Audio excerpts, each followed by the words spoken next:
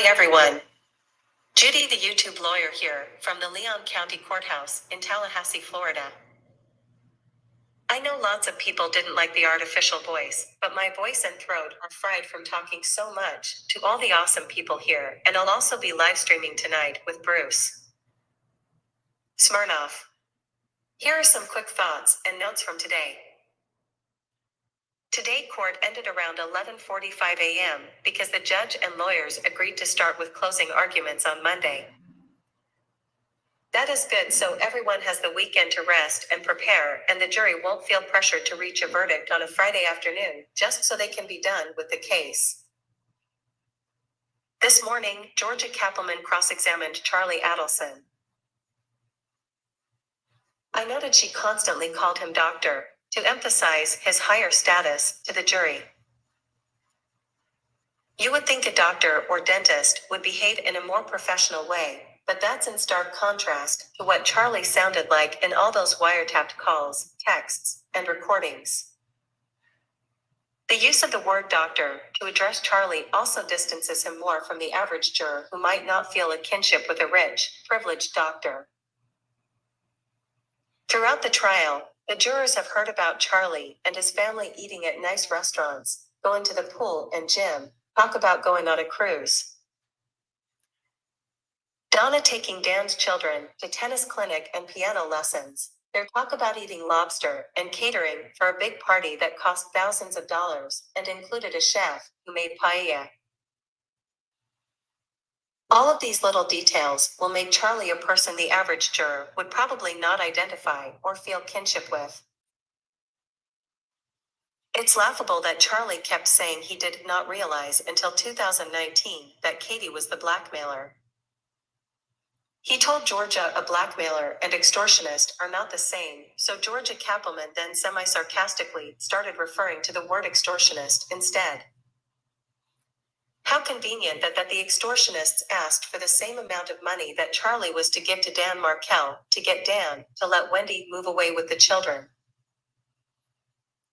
I enjoyed reading comments on Deep Dive True Crime and will share some of the interesting or funny ones, such as Wesley Holmes saying, "Not sure about fibbers. More like dribblers here," while Charlie was spinning his tails. Georgia Kappelman asked, "Did she put you on a payment plan with the extortion?" Charlie Adelson said, "She asked me if I could do $3,000 a month, and I said yes." This whole idea is nutty and reminds me of the 1980s when Kmart had a layaway plan if you couldn't afford to fully pay for things. Matt commented, "The layaway plan comes with a free set of steak knives, really funny, and probably something a juror thought." Georgia talked about how Charlie still didn't tell Wendy about the so-called danger and that what he had said was inconsistent with his extortion theory. Charlie continued to hem and haw and talk in circles, much like Wendy, lying with ease even though his story sounded ludicrous. Charlie repeated that Katie's last words to him the night that Dan was killed was, "Can't we just pretend like this never happened?" Yet another laughable moment.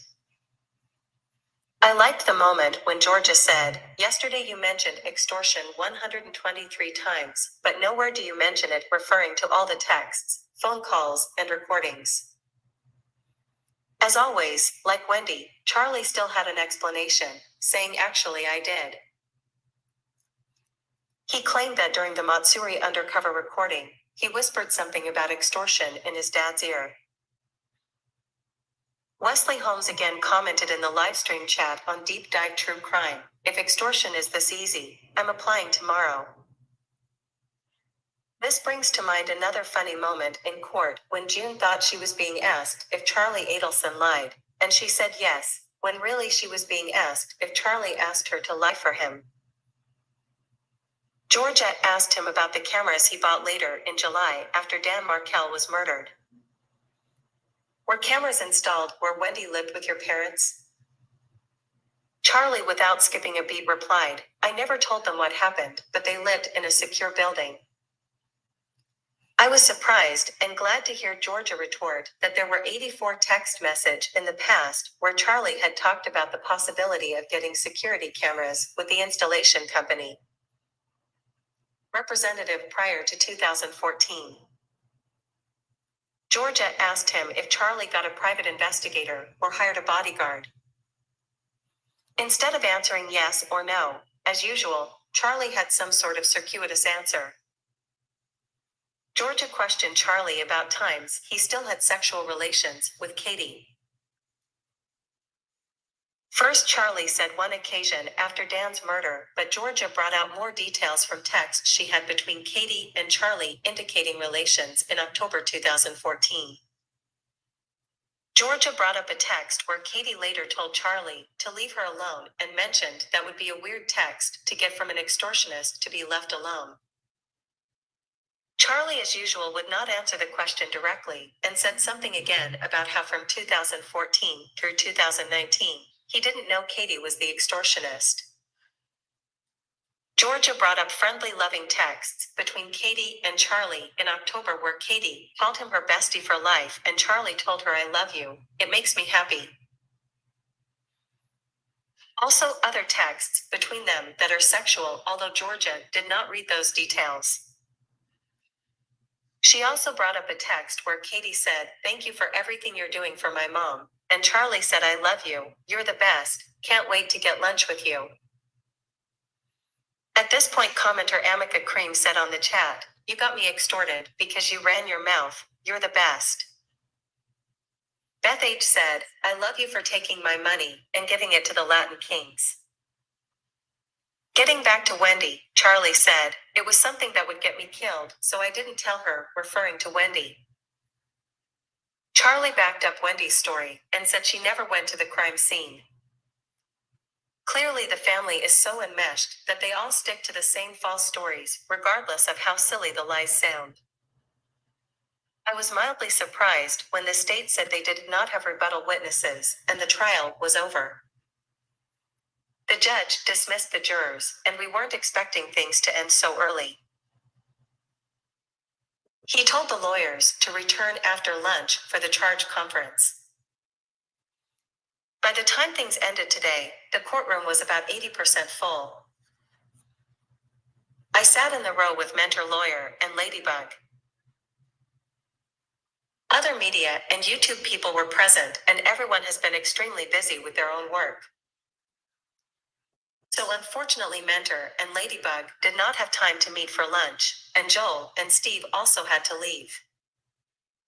I enjoyed talking to more people, saying goodbyes in the courthouse hallway, and had a whole delicious lunch with a few people near the courthouse. The group included someone who literally dropped everything and flew in from the Midwest to watch the trial. It's been very heartwarming and fun to meet people who are so interested in Dan Markel's case and feel a calling to come here and show support. As Ruth Markel said, Dan had 100 best friends, and as one of his dear friends said, Dan was the great connector. I feel like he is here in spirit. There's another get-together later tonight, but since my voice is already going and I have a live stream with Bruce planned at 8 p.m., I will skip it and meet up with people again tomorrow. As always, thanks again for your support of this channel and continuing to tune in. Hope to see you all on tonight's show.